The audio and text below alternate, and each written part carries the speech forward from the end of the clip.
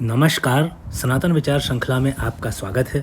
इस वीडियो में हम बात करेंगे हिंदू धर्मशास्त्र जो प्राण कह करके बोलते हैं कि प्राण जिससे प्राणी होता है और प्राण के रहने से एक प्राणी रहता है और प्राण के निकल जाने के बाद केवल एक शरीर हो जाता है। उस प्राण को आधुनिक विज्ञान में क्वांटम मैकेनिक्स जो शाखा है फिजिक्स की, उसमें कैसे समझाया गया है। हिंदुओं में जिसे प्राण कहा गया है वह कोई संकेत नहीं है, केवल एक नाम नहीं है, यह ऊर्जा है। संस्कृत भाषा में सभी जीवों को प्राणी माना जाता है। इसका कारण यह है कि सभी जीवित वस्तुएं अपने शरीर में एक चीज धारण करती हैं जिसे प्राण कहते हैं। अब यह प्राण होता क्या है? अगर होता है तो दिखाई क्यों नहीं देता? जिस तरह से शरीर के सभी अंग, हाथ, पैर, नाक, कान, आँखें जो दिखाई देती हैं, फिर प्राण क्यों नहीं दिखाई देता? फिर ये कैसे माना जाए कि ये सभी अंग जिनका हमने नाम लिया वे सभी प्राण के होने से तो काम करते हैं, लेकिन जब प्राण नहीं होता तब किसी के काम के नहीं रहते। न हाथ उठ सकता है, न पैर चल सकता है, न आँखें देख सकती हैं, न कान सुन सकता है। और फिर धीरे धीरे प्राण के निकल जाने के बाद में जो शरीर है, जो पहले प्राणी था अब शरीर रह गया और धीरे धीरे सड़ने लगता है। इस प्रश्न का उत्तर वही दे सकता है जिसने प्राचीन सनातन शास्त्र हैं उनको गहराई से पढ़ा हो।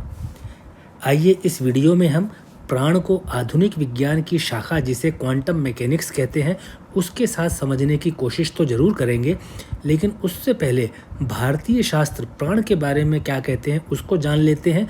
फिर क्वांटम मैकेनिक्स क्या कहता है उसको जानेंगे तो आपको पता चल जाएगा दोनों की भाषा में अंतर है, लेकिन तर्क एक ही है। प्राण केवल एक वस्तु का नाम नहीं है, यह प्राण हिंदू धर्म, योग सिद्धांत और आयुर्वेद चिकित्सा में एक अवधारणा है। प्राण सार्वभौमिक जीवन शक्ति जो होती है या ऊर्जा को बताता है। प्राण वह ऊर्जा है जो प्राणी के जीवन को बनाए रखने के लिए सबसे महत्वपूर्ण मानी गई है।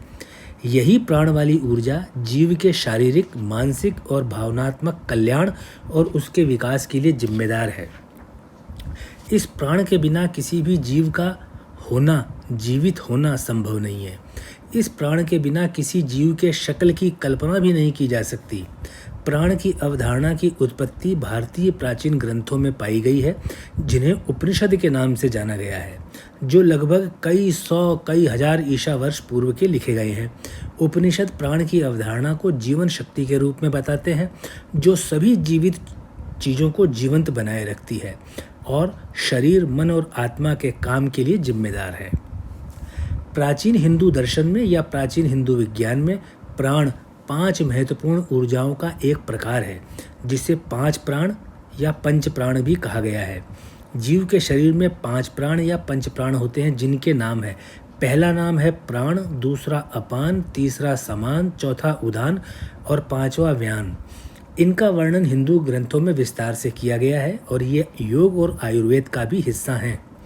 एक पहला जो प्राण है, जिसके बारे में माना जाता है कि वह पूरे शरीर में घूमता रहता है और शारीरिक कार्यों को नियंत्रित करता है। फिर अन्य प्राणों में जो दूसरा आता है अपान, जो उत्सर्जन और पेट के निचले हिस्से को नियंत्रित करता है। तीसरा आता है समान, जो पाचन और चयापचय को नियंत्रित करता है। चौथा आता है उदान, जो भाषण और ऊपर की गति को नियंत्रित करता है, जो कि हम बोलते वगैरह है। फिर आता है पांचवा और आखिरी व्यान, जो शरीर में परिसंचरण और गति के लिए जिम्मेदार है।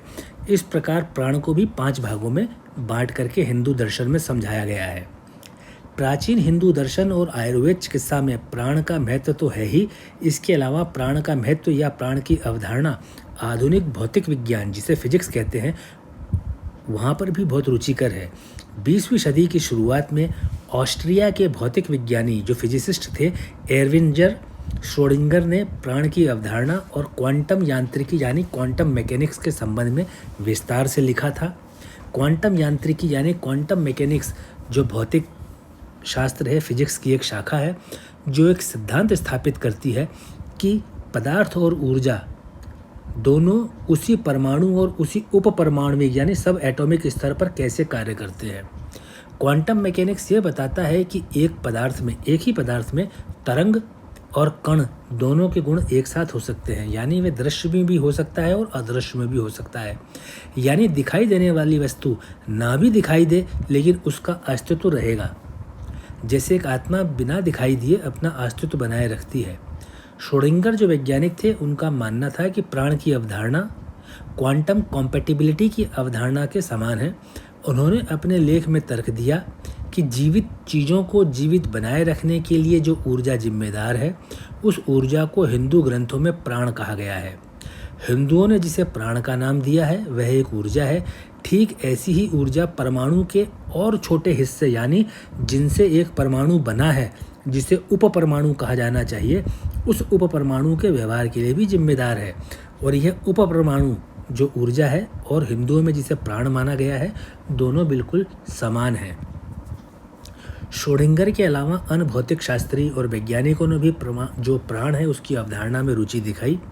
अमेरिकी भौतिक विज्ञानी डेविड बोहम ने माना कि हिंदुओं ने जिसे प्राण कहा है उसकी अवधारणा जो सभी जीवित चीज़ों के परस्पर संबंध के लिए जिम्मेदार है, वह एक ऊर्जा है और क्वांटम मैकेनिक्स को गहराई से समझने और समझाने में एक वैज्ञानिक की बहुत मदद करती है, ऐसा डेविड बोहम ने कहा है। दूसरे उदाहरण हैं, उनमें से एक उदाहरण है कि हाल ही में भारतीय भौतिक विज्ञानी अमित गोस्वामी ने प्राण की अवधारणा और चेतना और क्वांटम मैकेनिक्स के बीच संबंधों के बारे में विस्तार से लिखा है। वैज्ञानिक अमित गोस्वामी तर्क देते हैं कि जीवित चीज़ों को जीवित बनाने वाली ऊर्जा उस ऊर्जा जैसी है जो सब एटॉमिक पार्टिकल के व्यवहार के लिए जिम्मेदार है, यानी वह ऊर्जा जो इलेक्ट्रॉन प्रोटॉन के एक्शन के लिए जिम्मेदार है, उसी तरह से प्राण भी है। महान वैज्ञानिक निकोला टेस्ला मृत्यु के बाद की जीवन की अवधारणा और फिजिक्स क्षेत्र से परे, भौतिक क्षेत्र से परे, मेटेरियल रियान से परे उच्चतर अस्तित्व के स्तरों में विश्वास करते थे कि जब आदमी की मृत्यु हो जाती है तो आदमी के पास में कोई ऐसी चीज़ होती है जो कि इस धरती से भी बहुत ऊपर कहीं जाती है, शरीर तो यहीं रह जाता है। तो वह क्या जाती है? वह आत्मा ही जाती है जिसकी शक्ति स्वयं प्राण है। निकोला टेस्ला के रूप में पुनर्जन्म के बारे में हिंदू ग्रंथों के भी ऐसे ही विचार हैं। इसे तो सारा संसार अच्छी तरह से जान चुका है। श्रीमद् भागवत गीता में भी कहा गया है कि आत्मा कभी नहीं मरती। दूसरी भाषा में आज के युग के वैज्ञानिक भी मानने लगे हैं कि ऊर्जा का कभी नाश नहीं होता, केवल इतना हो सकता है कि एक प्रकार की ऊर्जा दूसरी प्रकार की ऊर्जा में रूपांतरित हो जाए। इसलिए यह मानना गलत नहीं होगा कि मृत्यु के बाद एक आत्मा पहले वाले शरीर को छोड़कर किसी दूसरे नए शरीर में नए जीवन का असली कारण है और इसके पीछे की जो ऊर्जा जिम्मेदार है वही प्राण है। तो आप ये देखेंगे जिस प्रकार से विज्ञान आगे बढ़ेगा तो जो हिंदू धर्मशास्त्रों के अंदर गहनता है उसको नए नए रूप के अंदर जो दुनिया में वैज्ञानिक होंगे वे अपने अपने साक्ष्य अपने अपने प्रूफ के साथ में सिद्ध करते चले जाएंगे। तो इस प्रकार से इस वीडियो के अंदर जो प्राण जो कह करके हिंदू धर्मशास्त्रों में बताया गया है उसको क्वांटम मैकेनिक्स जो कि आधुनिक विज्ञान की एक शाखा है फिजिक्स की, उसके अंदर भी एक ऊर्जा के रूप में स्वीकार किया गया है और प्राण एक ऊर्जा ही है। उसी वजह से एक शरीर प्राणी होता है, नहीं तो जब वह ऊर्जा निकल जाती है तो शरीर केवल शरीर रह जाता है, उसके कोई अंग काम नहीं करते हैं और वह धीरे धीरे सड़ने की ओर चला जाता है। इस वीडियो में इतना ही। मैं आशा करूंगा कि अगर इस वीडियो में बताया गया संदेश आपको पसंद आया है तो कृपया आप इस वीडियो को मित्रों से, सहयोगियों से, रिश्तेदारों से अवश्य शेयर कीजिए। और आपने वर्तमान में इस वीडियो को देखने और सुनने में जो अपने बहुमूल्य समय का अंश दिया उसके लिए मैं आपका आभार प्रकट करता हूं और आपको बहुत बहुत धन्यवाद देता हूं।